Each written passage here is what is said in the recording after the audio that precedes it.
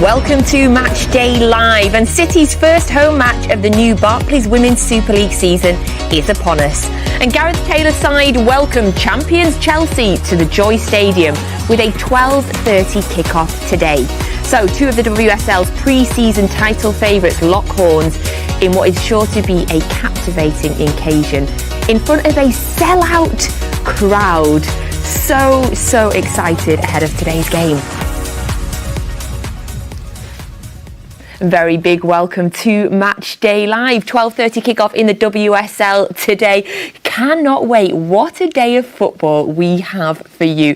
And a big day of football calls for a big lineup of guests in the MatchDay Live studio. So I'm delighted as always to be joined. Well, I say as always, it's because you're often here. It's David James, welcome. Good morning. And of course, Sir Paul Dickov as well. Good morning. Welcome. And I'm so delighted today. We are joined by former England and Chelsea player. It is Laura Bassett. Hello. Yeah, thanks for having me. It's lovely to have you here. I think this is your second time that you've been on with us. Yeah, that's right. I did one last season. And you've come back, so that is a good sign.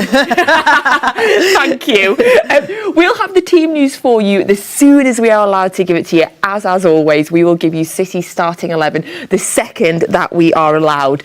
So stick with us. MatchDay Live, always the first place to get your team news. But David, what a wonderful game today to have as our first home game. Sellout crowd, Joie Stadium, and it's against Chelsea. What a day ahead. Well, I think that montage at the beginning kind of summed this fixture up, because it's two of the best teams in women's football. I think 1-0 last year when you were here. City won, yeah. Yeah, clean sheet. Yeah. I think the only time that Chelsea didn't score, so you are a good omen.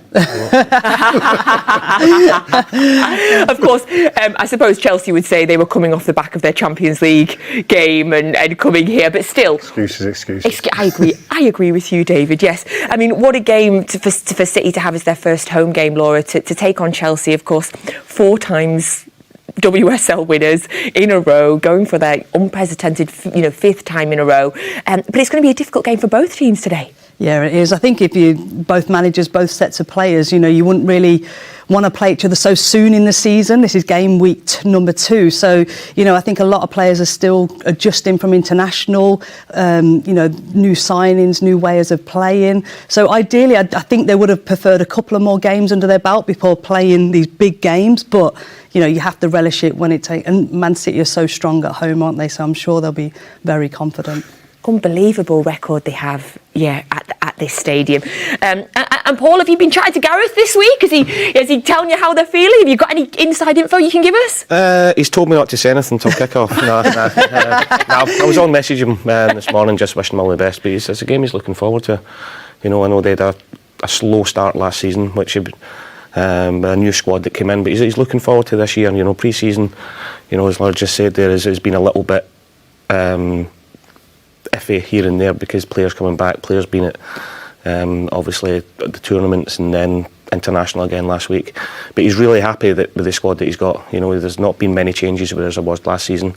He believes this is the best group that he's had since he's been at the club, not just on the pitch but off the pitch as well. He said, the atmosphere, and Steph said the other week there, and the team spirit, which is so important, is there as well. So without having that many transfers coming in and out, he's looking forward to this and looking forward to today as well. Oh, I love that. Thank you so much. Right, we can give you the all-important team news for today. We're going to go over now to pitch side to Manchester City journalists George Kelsey and Sam Cox.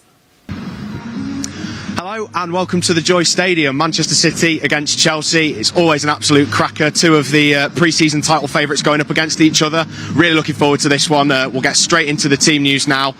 And Gareth Taylor makes 2 changes from the side that beat West Ham United 2-0 on the opening day of the season. Layla Wahhabi comes out because of suspension from a straight red. Esme Morgan comes in for her, and we'd expect Lyra Alexandri to switch to left back. The other change is Philippa Angeldal comes into the midfield. Dana Castellanos makes way onto the bench, which means the team is as follows. Kiara Keating starts between the sticks, a back 4 of Morgan, Kennedy, Alice Greenwood and Lyra Alexandri. Joie Stadium will sit in that base of midfield position. Philippa Angodal and Jill Roord complete that midfield three. Out wide, Chloe Kelly. On the left-hand side, we expect Mary Fowler, which means that Lauren Hemp is back in that centre-forward role. Bunny Shaw is back in the squad, but she is on the bench to start with. So, I'm here with Sam Cox, club journalist for Manchester City, who covers the women's team. Sam, your reaction to that team, first of all? Yeah, I like it. I think the changes have been positive. Obviously, one's forced with Wahhabi's suspension, but Philippa into midfield, yeah, obviously we saw a goal here in the same fixture. She's also got a knack for scoring those types of goals. Yeah, really encouraged by the team. What about yourself, George? Yeah, I think exactly the same. It's a really strong team. Great to see Bunny Shaw on the bench as well, potentially making that impact. Lauren Hemp obviously started in that central role last week. Bit of an unfamiliar position for her, but how do you feel she got on with it? She was really, really good. She led the line amazingly. We try not to get wet by the sprinklers. She was great, and it just showed another string to her really impressive bow. I think second half especially, she really grew into the role. Obviously, she scored a fantastic goal, but had a couple of sights in the first half as well. You were there, George. How do you think she did in that central role? I thought she did very well. She's obviously a player that's very versatile. She's got a lot of energy, a lot of industry, and I think that role really suited her in that. There was a lot of stuff that she was chasing and having to really wind the clock down, and she did that fantastically. So I think she's a really good player. Just a quick word on the midfield as well. Obviously, two standout players from that game against West Ham, Joie Stadium and Jill Roord. Obviously, two different similar players in some ways, but different in others. Joie maybe more industrious and keeping her position. Jill obviously a real threat going forward. How do you feel Jill did in particular on that debut? She did really well, and she's such a classy player, and we already seen that in the game last week. Her and Joie sort of balance each other out and sort of complement each other really well. Yui's obviously a bit more industrious, can win it back, and then Jill can drive forward, and as we saw that with her goal, it was excellent on it, the lovely little turn, broke into the box and just side-footed it into the back of the net. We've seen her class already, and just excited to see how those two complement each other going forward. Absolutely. And a quick word on Alex Greenwood. She's obviously captain in the side today, and it's her 100th appearance for City as well. How important is she for how this team plays? Massive, absolutely huge in terms of her distribution out from the back. She's a calm head along that back four, but also she's a defender first and foremost. When you need her to really put in those last ditch tackles, she can do. So she can kind of do everything that you want from a centre back. 100 appearance today just shows her importance to this club and how amazing she has been. And yeah, really looking forward to seeing her and Alana. Really great partnership. We saw it a little bit at the start of the new year last season, and we're seeing it again this year. So again, a really good back four. Talked about on the pitch, let's talk about off it as well. This is the first WSL game since the Joie Stadium renaming. How significant do you feel that is for not just the club but also women's football in general? Yeah, it's massive, and it shows how big and how sort of moving forward the women's game is, and we're trying to get it again. But yeah, like you say, it's a step in the right direction, and it's massive for the club to have the sponsorship. You've been across it. How's it been for you, George? Yeah, I agree. It's a really significant moment for the club. I think the first WSL club to get a commercial agreement for the stadium naming, it's a massive step forward, and let's hope that we can back that up on the pitch. Sam, thank you for your time. Back to you guys in the studio. Come on, City.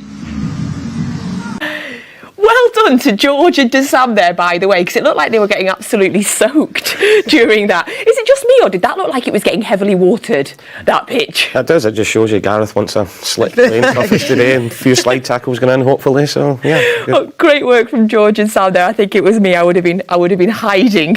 So that is the City team news for today. The City starting 11 there. In terms of good news there on the bench, of course, Bunny is back in the squad on the bench today as well. So obviously that is great news. There's Chiara Keating there, David. We'll start right at the back. Last week when I saw that Chiara was starting and Ellie was on the bench, I immediately wondered what had happened, but it was there's no injury to Ellie. It is a selection decision. Gareth has selected Chiara Keating. What do you make of that?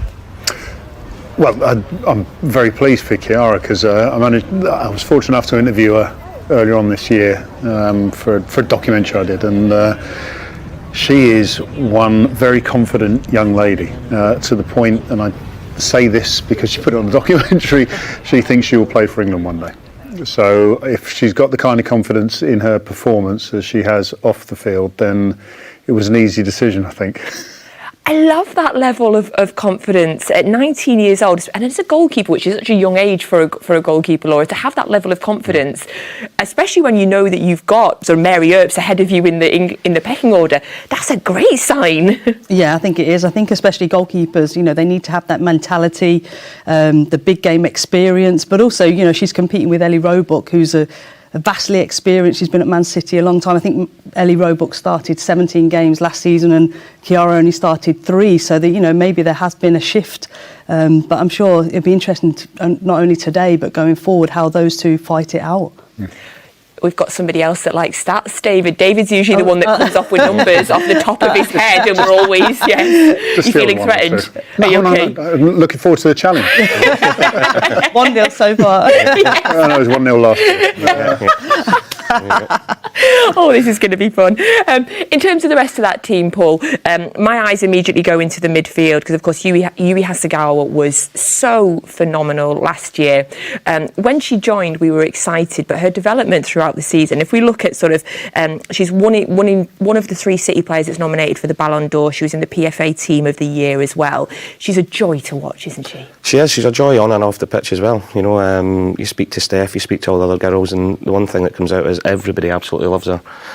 She's but she's a little dynamo when she gets playing. She's a fantastic footballer. She's improved since she came in, and she's probably one of the main picks in Gareth's team now. In the middle of the park, we all know we want to keep the ball. Without the ball, we want to press, and she's the one in the middle of the park that keeps everything going. And she's been absolutely fantastic, and I'm looking forward to seeing her today. Is she one of the names, Laura, that you immediately go to and think Chelsea are going to need? I say we. I said that's apologies. Whoever you're supporting, is that one of the names that Chelsea will need to really look at and focus on and quiet? Yeah, I think so. I think, like Paul was saying, she's the metronome, isn't she? She's the heartbeat of everything that City do. I think, when City players, the defenders, the centre-backs especially, when she's so good on the ball, she finds space so well, so confident. She's already, assessed the situation, moved her body shape, and she just rarely gives the ball away. So, in terms of Chelsea, she's not a pressing trigger because no matter how much pressure she's under, she rarely gives the ball away. So it's maybe trying to put her in areas where she can be less dangerous and maybe, trying to prevent her from switching play and opening the game up. But yeah, it's certainly something that is going to be interested in that midfield, especially how Chelsea try and combat her and stop her dictating play. I think Emma Hayes said in a press conference about the midfield battle, didn't she? Yeah. She felt last week they were a little bit open in there, and if they're as open against this City 3 that they've got in there today, they'll be in trouble. So expect Chelsea especially to really tighten up in the middle of the park. Yeah, it's going to be an exciting battle there for sure as well. And in terms of, I mentioned it before, big news that Bunny's back as well. On the bench though, but of course we were saying that should we need something extra in the second half to be able to have her come off the bench. And I know you're a big fan, David. I am indeed, yeah. What I find interesting, especially listening to the conversation about the midfield there, and from the imagery I've seen from previous games, I mean, this will be a lot of physicality, and I think the montage right at the beginning of the show actually demonstrated that. So it depends how they cope, I think, without Bunny, but if needs be, given that Bunny has a physical presence herself plus a goal scoring threat, of course, the second half could get very lively. I mean, City are a very, very attacking team, even without Bunny. I mean, Bunny's like the icing on the cake. But when you look at that attack today, when you're looking at Lauren Hemp and Chloe Kelly, Mary Fowler as well, the attack, there is a sensational amount of attacking talent in this City team. Yeah, there is. And I think from a Chelsea perspective as well, they haven't defended Lauren Hemp centrally. So normally you plan for Lauren Hemp out wide, out on the left-hand side. Can you really, try and keep her on her right foot, which is extremely hard? Can you prevent her coming in field? But she's so, she's so quick, so her movement's so good.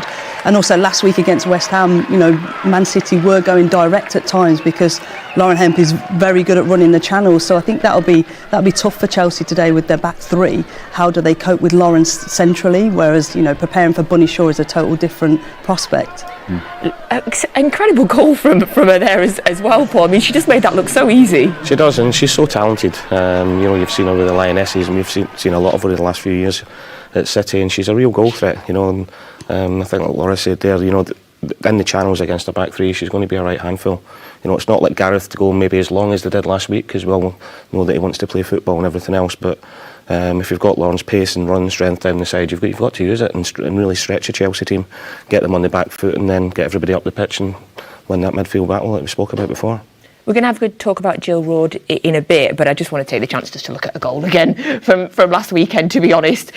In terms of making a debut performance, stepping up with this goal, David, I mean, what a start for her career here. Yeah, I mean, she's a tremendous talent, isn't she? And definitely going to add a lot to Man City, and given, as you say, with this rivalry and wanting to stop Chelsea's dominance in the WSL, yeah, that's beautiful. So, who's the cameraman? Yeah. Camera person, forgive me, yeah. Wonderful angle. So great start to City in WSL last week. First game, obviously, at West Ham. It was a 2-0 win. Back here today to the Joie Stadium, of course, the newly named Joie Stadium. And we were joking before about City's record at home, and I had written it down. Unbeaten in 19 home games in the Women's Super League since losing against Chelsea back in November 21. They've scored 61 goals in those games, which is an average of 3.2 goals here.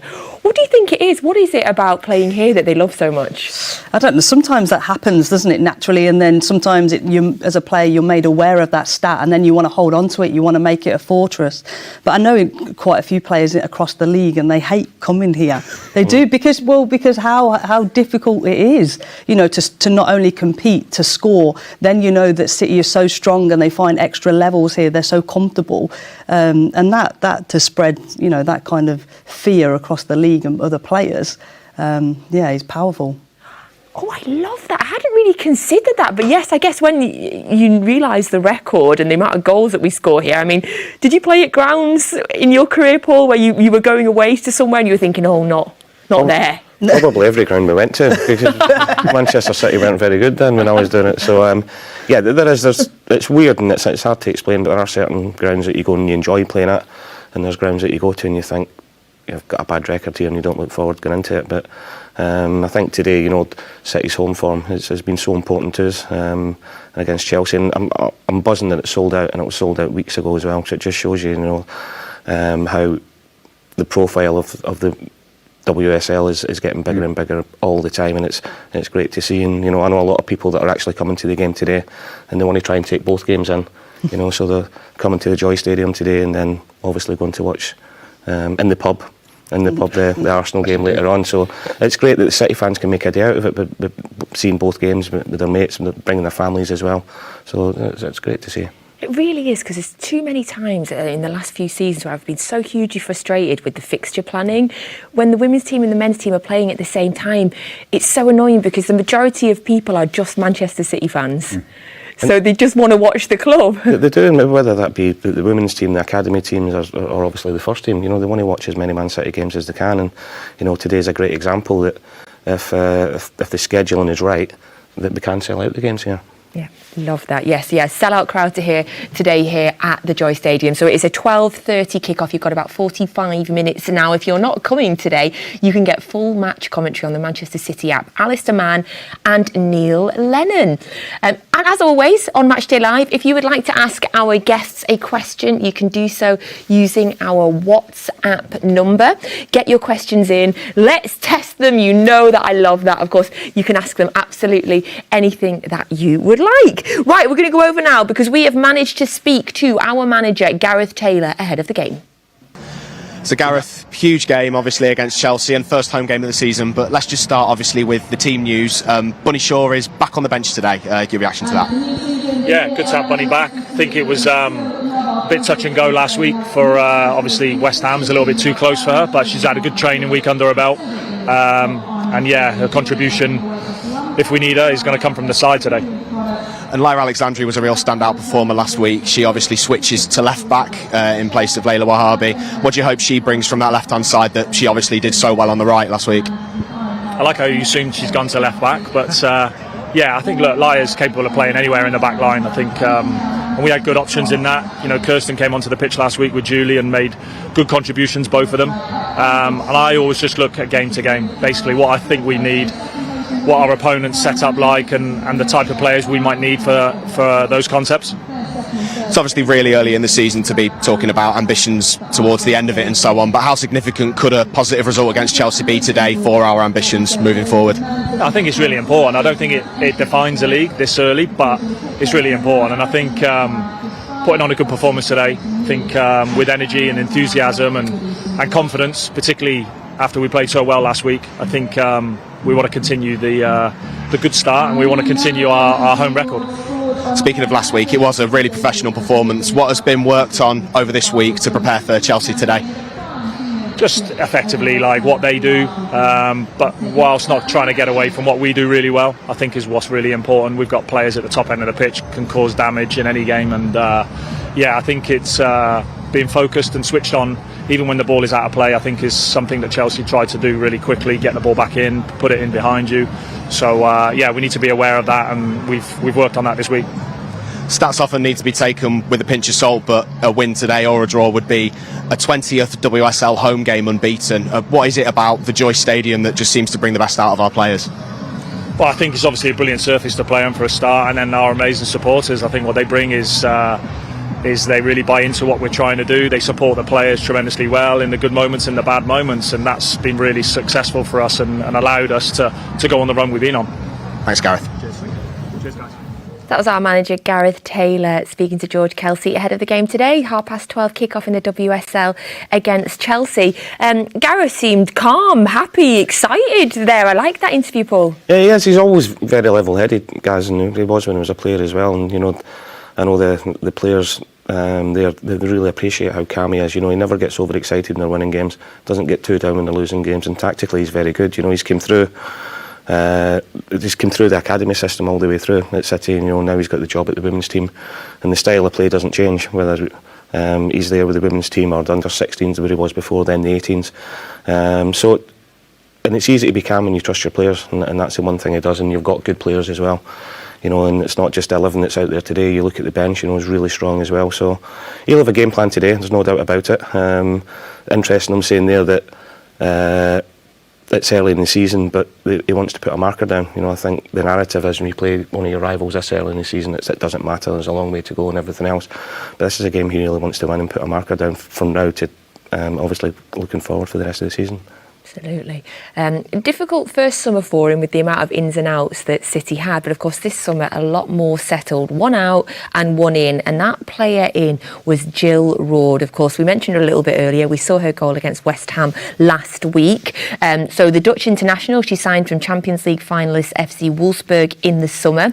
She said when she arrived that her ambition is to win. She said, we want to win the league. In England that's not easy, but I think there are 4, maybe more teams fighting to win it. But we have the quality and the ambition, so that is what we are going for. Of course, Jill knows the WSL. She played for Arsenal between 2019 and 21 as well, and comes with incredible pedigree as well.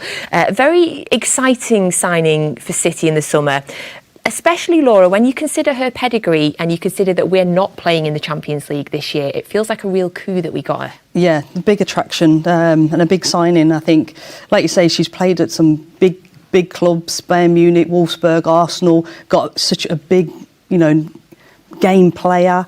I think she's near enough got 100 caps for the Netherlands now. So she's kind of been there, done it, experienced everything. And also, although it's a new sign, she knows the league. She's lived in this country before. So that all those off-the-pitch things matter. So she's already experienced all those things. So I was so impressed with her last week against West Ham. I thought she fitted in seamlessly, knowing sometimes that players come to Man City, the style, the way, how structured it is, and, moving in relation to other players. I thought that she kept her shape, the spaces that she can exploit, and she's so good on the ball, so graceful. And I think as an attacking number 10 going forward, she's going to create a lot of things, and I think she'll complement some of the other attacking players extremely well. I was really impressed with her.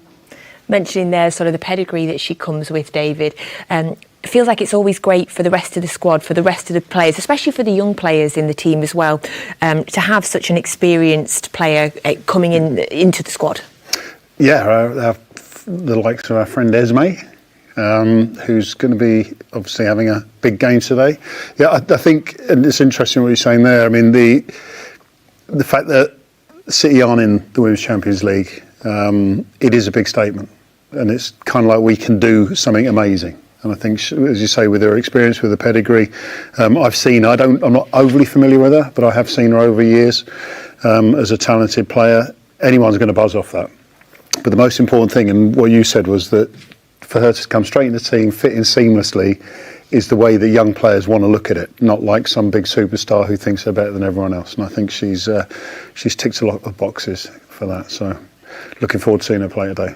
And she'll know Kirsten from her international duty as well, Paul, which I always think is always nice when you're coming to a club and you already know somebody. Does that kind of help with the fitting in and the settling in? It does, and she would have spoke to Kirsten beforehand to find out what the club's like, the environment, and everything else. But I think the fact, like you said before, that she's played here, you know, and although it was in COVID times she was at Arsenal, but she's moved before, and obviously her CV, being at Bayern Munich, being at Wolfsburg, so moving to another country won't affect her at all. That settling in period is really, really important. And you know, from Gareth's point of view, all the ins and outs last season, it did disrupt the start of the season, and he would have been sort of happy if he had the same squad going in. But now obviously getting Jill in, they believe that she's going to be that little bit of gold dust that can take them to the next level again, because she's quality. She gets in great positions, she scores goals, she can assist as well. So already a unbelievably talented group that we've got, and they've just brought one in that can hopefully take them that little bit further again. So we caught up with Jill a little bit earlier this week to find out how she's settling in.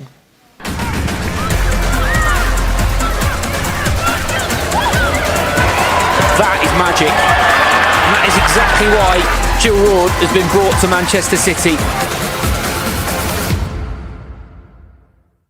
When City first approached you, what was the message that was kind of given to you to convince you to come? I think if you're a player and a club wants you, it's important that they really want you and what they see in you and what they also what they want you to do better. And I think for me, like, it's all about the feeling that I had talking to guests, talking to the club, how they see football, how they play, the ambition, and I think we were with all these things on the same line, and I think it fits me perfectly. It was a really successful World Cup for you in particular. How do you feel the World Cup was for you? Personally, I had a good tournament, but also we as Holland, I think we had a good tournament. I think we were in all the games, we were very convincing. We played Spain pretty early on in the tournament. That was a shame, because I think they are well deserved the winner. I think any other team we would have beaten at that point, but yeah, we met them, and I mean, we made it to extra time and we're a bit unlucky. We also had some chances, but looking back on it, I think we had a really good tournament. You got 4 goals at the tournament, which I'm not sure if you're aware is actually a record for a Dutch player at a Women's World Cup. Are those kind of records you pay attention to, or is it? Well, they told me when I was there. Obviously, that's nice, and these things are proud moments. But yeah, I'm not someone who is looking for records or these kind of things. But I do always want to. I think scoring is one of my qualities as a midfielder, so I am always looking for that, and at this tournament that went very well. And moving on, how are you settling in your first few weeks at City? Very, very good. I really enjoy it here. Yeah, it's super easy for me to come here. The team is super nice, super easy. People are super social and open, so I'm happy to be here. Is there anyone in particular who's really helped you settle, or has it kind of been a group effort? To be honest, actually, everybody has been very helpful and asking if I need anything whatsoever.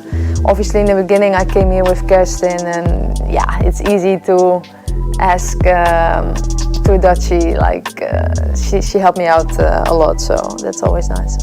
When we've spoken to other members of the squad about you and how you've settled, they all talk about how they knew you were already a good player, but then they've seen you on the pitch and thought, wow. So is there anyone that you've had the same feeling about, that you've joined and maybe been surprised by? I mean, I could say many actually, but yeah, for example, Bunny, Yui, Hemp, I think been playing with her a lot in games. We were on the same team. I think she's amazing, and yeah, I can say the same. Obviously, I knew that already, but I think in training and in games, she's even better than I thought. And just a quick one on Manchester as a city, not Manchester City, the city itself. How have you found the city? Are you enjoying it? Yeah, very nice, to be honest. I got this question before. I've been at some places, but for example in Munich and London, I didn't really live in the city because I was too big, too much traffic. But here I live actually in the city, and it's really nice, and I really like it, and so much to do. So I'm not bored at all. And then moving into the new season, just focusing on that Chelsea game, how excited are you to test out for the first time against the reigning champions? Yeah, I'm looking forward to that a lot. First game, obviously, but also definitely first home game, meeting the fans. It's going to be a big game. I'm excited to see where we stand and what we can do. And just finally, the stadium is obviously being renamed to the Joie Stadium. Yeah. It's a really significant moment in women's football and for the club. How proud are you to be at a club that's really looking to push women's football forward? Yeah, that's amazing. I mean, I can tell, like, training every day and coming here, the facilities, it's amazing. It's not something I'm used to. And the way they see women's football here, I think in England in general, but especially at this club also, is yes, proud to be here. Jill Roord speaking earlier in the week about how she's settling into life in Manchester, and you were quite impressed watching that interview, David. Oh, that was class. I'll tell you what, you talk about bringing people into clubs who are going to enhance them. I mean, just the way that Jill was speaking now, I think I'd be impressed if I was in that change room before she even kicked the ball. And then she kicks the ball and she proves that she's got everything. Yeah. Fantastic. Always looking for players that have got quality on and off the pitch as well at this club, of course. And two of those players that have quality on and off the pitch are Bunny Shaw and Steph Houghton. Now, if you haven't had a chance yet to watch Rise, the story of our season, it's only just recently, I think it came out this weekend. It's on City Plus. It's another one of the incredible documentaries that's produced by City Studios. There is so many incredible documentaries on City Plus. I mean, if you could sit and binge them for a week. They're fantastic. But this is the story of our season. It followed our women's team around last season. And there's so many lovely moments, so many behind the scenes moments. You get to see the personalities of the players and how they get on, their camaraderie. Well, one of the stories that's come out of this documentary, I don't know if you've all seen it yet, is the story of Bunny and Steph sharing gloves. I'm just going to say that it's probably from me that Bunny's scored all these goals, and she's nearly at 30 goals in a season. I wouldn't say it's a superstition, I just said that it happened and we didn't realise it was happening. I think we had training and it was absolutely freezing in Manchester, and Bunny doesn't like the cold, and it was a case where there was only one pair of gloves left and Steph ran out with both, and I was like, okay, just let's share one then. I had my gloves on, she was like, oh Steph, can I borrow a glove? So and then we had a really good game, so we kept on wearing it. It kind of just became a thing, so every match day now it's just superstition that we wear one glove each. I don't know whether anyone's noticed. I don't know what's going to happen when it gets a bit sunnier, but as long as you win, I don't care. So that was a little snippet from Rise, the story of our season. You can watch that now on City Plus. I have this vision of poor Bunny Shaw coming from Jamaica to an English Manchester winter and just being hit by the cold and one glove making a difference, Paul. Disappointed in Steph, I've got to be fair. I mean, she's from the northeast. She should be used to it. But Bunny, you can understand coming from the Caribbean. But yeah, I thought Steph was a lot more tougher than that. We have to give her some stick now. Yeah, next time she's on, we will, yeah. Did you have any superstitions like that when you were playing? No, not really. Not that I can think of. I mean, used to get players putting the right boot on first or shin pads, but no, I can't say I did. Really, sorry, a bit boring. No, not at all, no. Did you have any superstitions? I was really fickle, so if I had a good game and I put my right boot on and shin pad before my left, I'd stick to it, and then when I'd have a stinker, I'd be like, oh, these superstitions. Yeah, so I was so fickle. But yeah, nothing, religiously sticking to any superstitions. But, It was a superstition when you were winning. Yeah, exactly. It was nonsense when you weren't. yeah. David? Oh, we haven't gone long enough. Oh, really? Yeah, well, I went through a couple of phases where it was just full on. Okay. And I'm talking full on. All day, every day, yeah. Okay. Yeah. But then I got rid of it and then started playing better, so. Okay, there we go. There you go. My favourite will always be, have you heard Jolien talk about his superstition? No. We asked him on this show, and Jolien Lescott told us that he used to go to the same petrol station and use the same petrol pump before a game. Which, yes, when he said it, I was like, oh. I wish I'd have known that before we played him. I've got a friend just to park the car there. Put the cones outside on it. Out of use. Yeah. I'm really looking forward to watching that documentary, though. My favourite thing about these documentaries is what you get, the behind the scenes that you get to see, the camaraderie, the team spirit, just kind of get that knowledge. And you can clearly see just from the snippets that they've got an incredible team spirit this season. Yeah, I mean, even things like that, it's great to see. I mean, we watch football matches, or a lot of fans just watch that 90 minutes, if you like, and have an sort of interpretation of what these people are like. But the behind the scenes thing, I mean, the idea that, can I borrow a glove? Yeah. And the fact that Steph said yes. I mean, I've been in teams where people would have said something else. No chance on your bike. Of course you can share my gloves, yeah.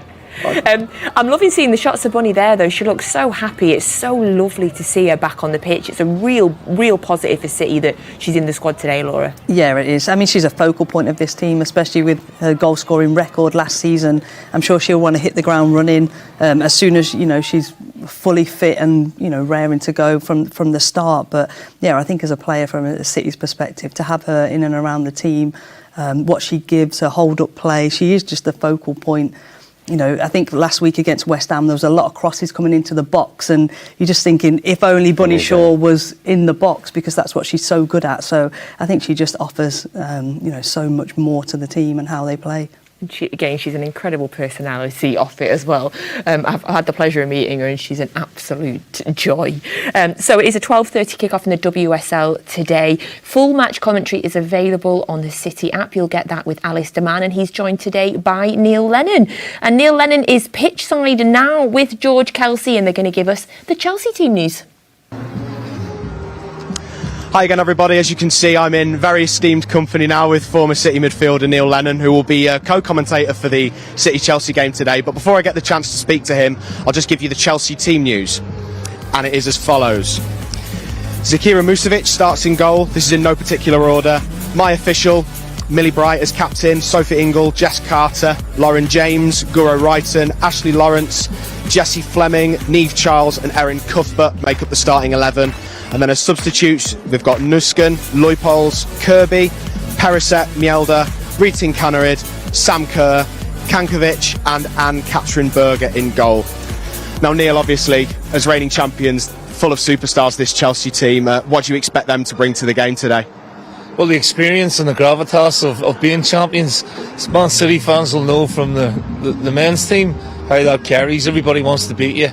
I think from City's point of view, it's a good time to play at Chelsea because it's only the second game of the season, and I think Gareth, and just speaking to Alan off camera there, I think they've got a little bit of belief in this team, going forward. So the conditions are beautiful. It's for this time of year, it's spectacular, really.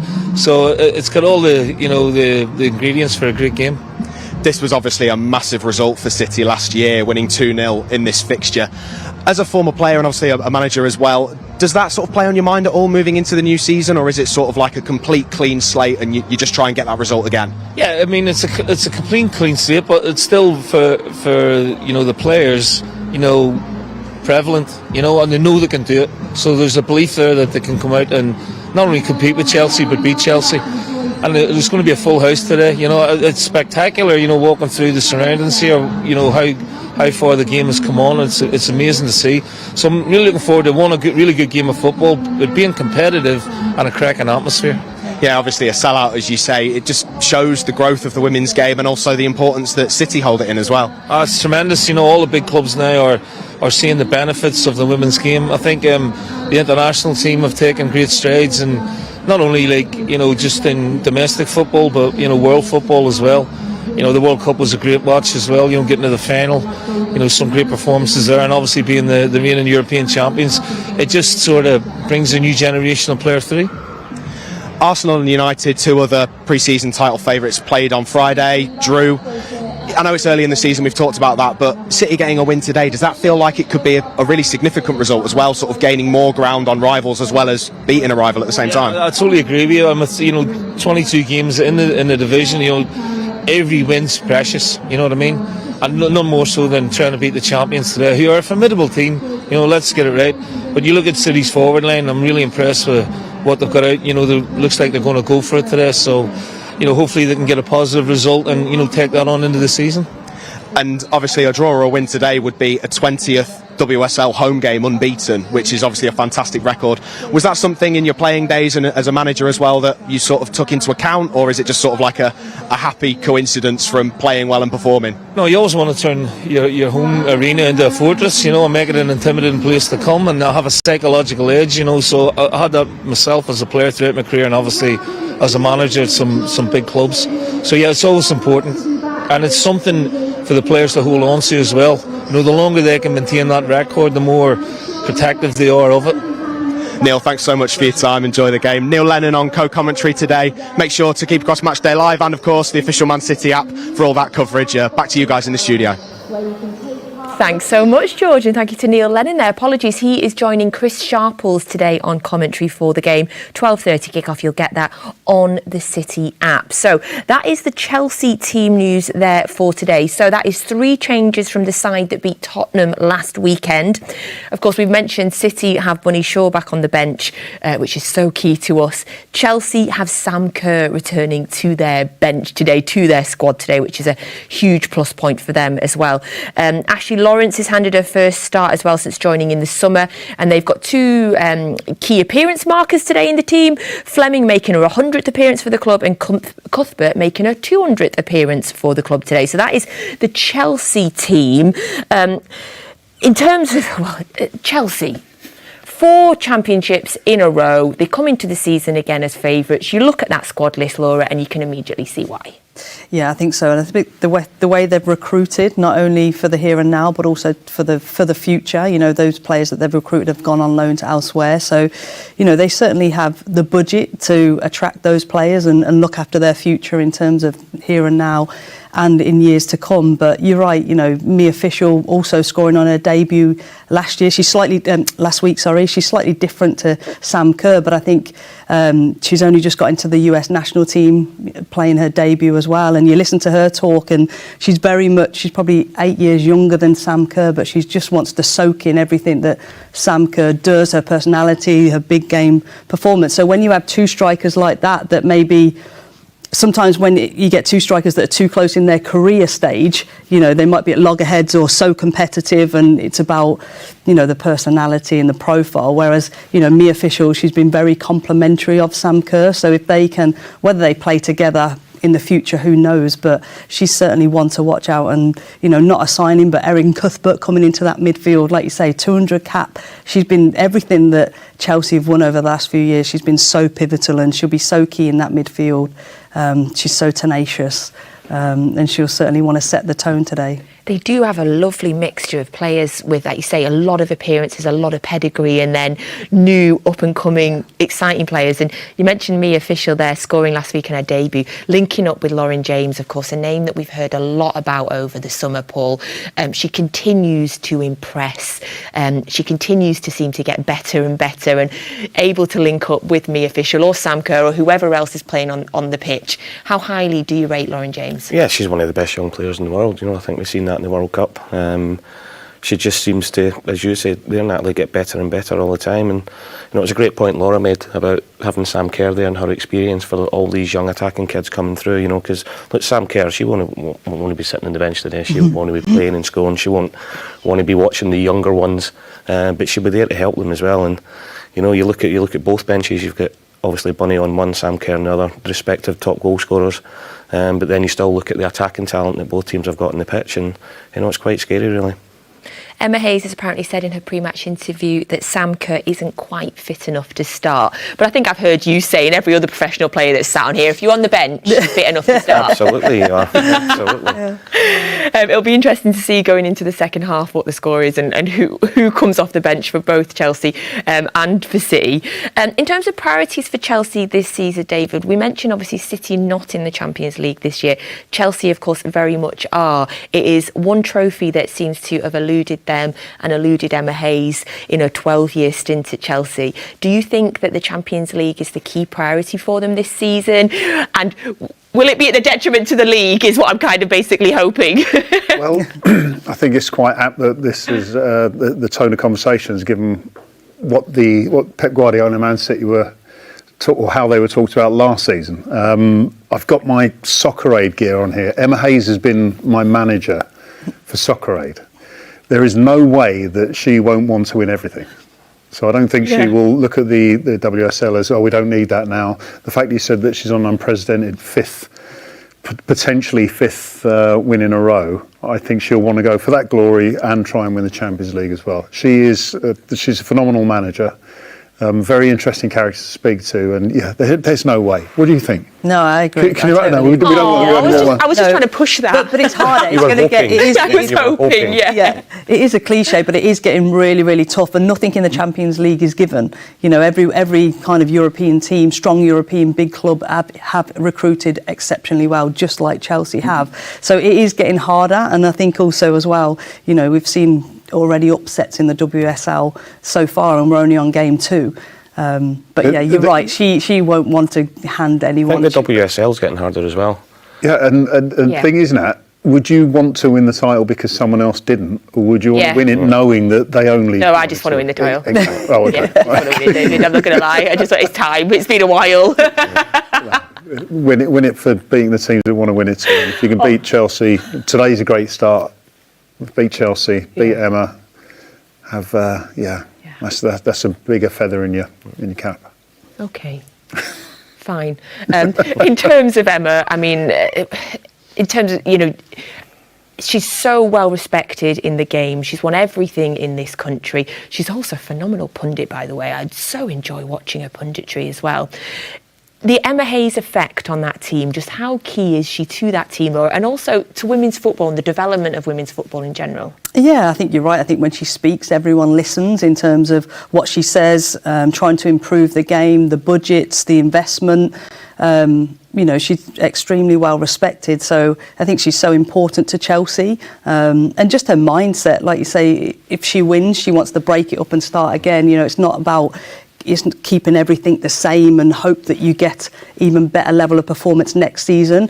She rips things up and tries to evolve and push on again and again and again, and it's been working for her. It just shows you the drive she's got as well. You know, sometimes you've been at a club for so long, you can go a little bit stale. Yeah, totally. The people in and around you, your staff, the players, but as you said there, she keeps ripping it up and wanting to start again. But the drive that she got to still keep winning and winning and winning, because she'd left Chelsea a couple of years ago and people would have patted her on the back and said, there we go, but she's obviously still got that drive to succeed, which is why she's there and Chelsea are so successful. It was a crazy moment, I think, last season where people were even touting her for the men's job. I'm not sure that's crazy, David. No, it was just one of those things. It was kind of like, you know, she's done so well for the women. She must have the value or the capabilities to go into the men's job. And I think that is a mark of respect that she was even brought into the conversation. I feel like at that point, the state of that men's team, that I feel like they need her. To be honest, I feel like they've missed an opportunity by not appointing her. Of course, it was an emotional week for Emma Hayes as well. We heard that she sadly lost her father at the start of the week. So, of course, everybody sends their love and condolences to her and her family as well. Thank you for sending in all your WhatsApp questions. You've got some crackers in. I do love your WhatsApp questions. So I've got 5 or 6 here. I'm going to try and bat a few through them quickly. But if not, I'll try and do some more at half-time and full-time as well. First one's coming from Joanna, and it says, of course, Sean Goater is now part of Gareth's management team. Would David or Paul ever take up a role in the women's game? They have a lot of knowledge to offer. I mean, I suppose I think you said you were done with management and coaching. I had 5.5 years and wasn't very good at it, so I'm done with that. I'll just leave it at that as well. Well, I've volunteered to do on a couple of occasions coaching with women's goalkeepers. Currently on my coaching A licence, which means I can sort of coach anywhere. And one of the coaches on my cohort happens to be the Liverpool women's goalkeeping coach, and I'm going to go and visit him and do so. So, in short, yes. Okay. Full time, no, because it's a long way to travel from Cambridgeshire. But yeah, if I could be of any assistance, then more than happy to help out. Oh, okay, right. You can text Gareth later. Yeah, well, that's I'll okay. have a little chat with him later on. Lovely, great, thank you. Thanks, Joanna. Good question. You might have also got David James a job as well, so that was a wonderful question. Thank you so much. Kelly the Blue has messaged to say, how does Laura feel being one of the players that helped to grow the women's game in this country now that it is really getting the spotlight? Yeah, just really proud to have played a part. You know, I think was fortunate. The players that I played with, the era, we did have to fight for a lot. We did have to put up with a lot. But yeah, just looking back and looking back on the steps and the progress that we made. Slow, it felt slow at times, but yeah, just looking back now, proud. I've got a 4-year-old daughter now, and so just seeing her, she actually says on the telly, I don't want the men's on, when's the women? So fantastic. Even just things like that, football is on the house 24/7. She probably gets too much overload of it, but just to see that on the telly, that wasn't available when I was growing up. So just to have that available to her and knowing that I played a small part, just super proud. Yeah. Absolutely. Thank you to you and all of the trailblazers that came before you. I have a 6-year-old son who very much enjoyed watching the World Cup in the summer, and he didn't know the difference between the Men's World Cup and the Women's World Cup. It was a joy to watch him watch it. Great question there again. Thank you so much. I'm going to come back to you, Laura, as more of a neutral. Clarkey has asked, where do you think Lauren Hemp's best position is, and do City rely on Bunny too much to score goals? It's been really exciting. Obviously, we saw Lauren Hemp move central in the World Cup, and I thought that was a really good ploy. And then it's interesting now that she's come back to City. I know it's because Bunny Shaw isn't quite ready that she's been playing central. So I'm really excited. I thought Lauren's. I've seen her have better seasons than she did last year. I thought her form dipped a little bit. So I think maybe sometimes invigorating a player, giving them different roles. I'm excited to see her central, but when she's on her game, there's no one better out left. And playing the City way and what's expected to her, I think she knows that inside out. But I think it's really exciting to see her play central. And as a centre back, I would not have wanted Lauren through the centre. I would have passed her on to my other partner. Yeah. Paul, you agree? Yeah, I do. I thought she was excellent when she moved into that role in the World Cup as well. Shows her versatility. I think once Bunny's fit, she's going to come back in and go central, and Lauren will move out wide again. But it's a great option. It's a great option for Gareth to have. I know saying about reinvigorating Lauren a little bit, for Gareth to be able to know that if Bunny's not quite right or he needs to change it up, how they're going to play, that Lauren can go in that role and still be as effective but in a different way. Thank you. Right, another great question that's coming from Kim. Yui was incredible in the middle for City and has been picked out as a player of huge importance by Chelsea boss Emma Hayes. What makes her so good? And does Gareth have any other players like her in case she gets injured? Oh, goodness, Kim, don't even suggest that. What makes Yui so good? I think Laura said it earlier. I mean, she's very difficult to actually stop. So mobile, passing, movement, range, everything. It's one of those midfielders that you basically you just find space, she'll find you. An alternative, if you're trying to pick her up, then she's not there. And I think it's a great quality to have. And the fact that Emma's picked her out, I think as well, just underlines of someone like Emma Hayes to pick you out in a press conference is you're doing pretty good. Love Yui Hasegawa. Thank you so much for the question there. And of course, Yui's transition to life at Manchester City last season is part of our wonderful documentary, The Story of Our Season, which is out now on City Plus. Here's another little sneak preview for you.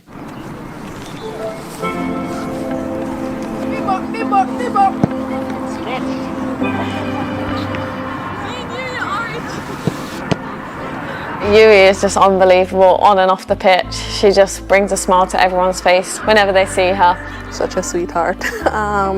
We always say Yui can't do no wrong. She's a funny person, but she's just such a sweetheart. She's just such a happy person. You see her in the morning and she's always smiling, and the whole team absolutely love her to bits.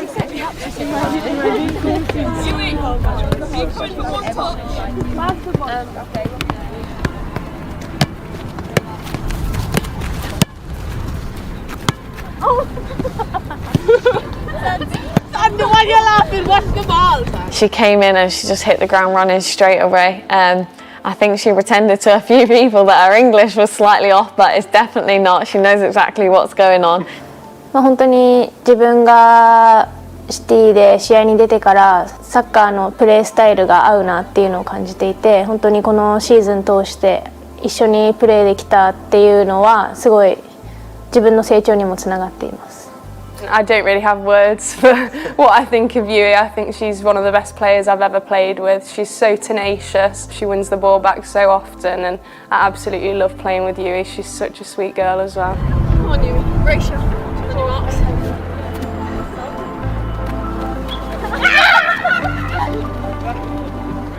Yeah, Yui. Oh, I love her. Very nicely. Come on. 5, 6, 7, 8. That is another sneak preview of Rise, the story of our season. That is available now on City Plus. So we are less than 10 minutes away from today's 12:30 kickoff in the WSL. City taking on Chelsea here at the Joie Stadium, a sold-out Joie Stadium. Full match commentary available on the City app with Chris Sharples and Neil Lennon. It's at that point of the show flies by, Laura, and then we get to this point and we always remember there's a game and my stomach starts to properly jump. In terms of the game, give us an overview. What sort of game are you expecting today? Yeah, quite a cagey game. I expect City to dominate the ball and control the game early on. But then as the game wears on, I am expecting mistakes and errors. So I can see it being I think we'll get goals. 2-2, 3-3. I'm going for a high scoring draw. Wow. Yeah. Okay. Paul knows me very well, and will know that's no good for my heart. All right. Yeah. But great. That's going to be exciting. Paul, what sort of game are you expecting? I think it will be cagey to start off with. Both teams won't want to give anything away this early in the season, but at the same time, they'll want to get the 3 points. I look at the attacking talent on both teams that's out there. I think there'll be goals, but I'm going to go 3-1 Man City. Love it. Of course. And David, considering pretty much the majority of the football world thinks Chelsea will win the WSL again, for City to go out today and get a result, it would be a real marker right at the start of the season. Yeah, absolutely. And it's interesting listening to the guys' predictions there, because I think it's in City's favour. So it's better for Man City to try and control the game than just to go out and try and win it, if that makes sense. And I think if they can control it, it'll be very tight with Kerr and Kirby on the bench, with Bunny on the bench. So I think 0-0 at half-time is probably what I'm going to go for. Second half could be anything, with City winning. Okay. 1-0. Oh, okay. I'm loving these shots from inside the stadium. It's a beautiful Manchester afternoon, by the way. It's absolutely glorious outside. It's a sold-out Joie Stadium today. The pitch is looking absolutely stunning. What a playing surface, as Gareth mentioned earlier as well. In a pre-match press conference as well, Emma Hazen mentioned that she wants her team to tighten up a bit and become less easier to play through as well. But I guess it kind of links back to what you were saying earlier, Laura, about the fact that both of these teams, they're full of international players. They've had the World Cup, they've had the international duty. They're starting the season probably already a little bit tired. I guess is that part of the reason why you think maybe it is going to be such an open, high-scoring game? Yeah, I think so. And I think we saw frailties, especially with Chelsea. They made a goalkeeping error, which gave Tottenham last week their goal. Like you say, they were really easy to play through centrally, but with Cuthbert coming in, I think that's why she might tighten up. And obviously that was against Tottenham, but you're playing a different level of opposition on the ball, technical quality with Man City today. So that's certainly why she needs to tighten up that central areas. But yeah, that's why I can see mistakes, just because of the pressure of the game and the amount of quality on the pitch. Lovely. Thank you so much for coming back and joining us today. It's a pleasure to have you in the studio. Thank you, David, as always. Thank you. And thank you, Paul. So we will all be back here. I'm just looking at the pitch. Just looks beautiful, doesn't it? We'll all be back here at half-time and then full-time as well. Don't forget, you'll get your full match commentary now on the City app. Chris Sharples and Neil Lennon. What a beautiful day for our first home game of the WSL here at the Joie Stadium. Right, Blues, enjoy it. We'll see you at half-time. Thanks, guys. I tell you what, this place is looking an absolute picture. And a full house, always a terrific occasion when City do face Chelsea, and an early season cracker hopefully on the cards, Neil Lennon. Yeah, it's great conditions to play, Chris, and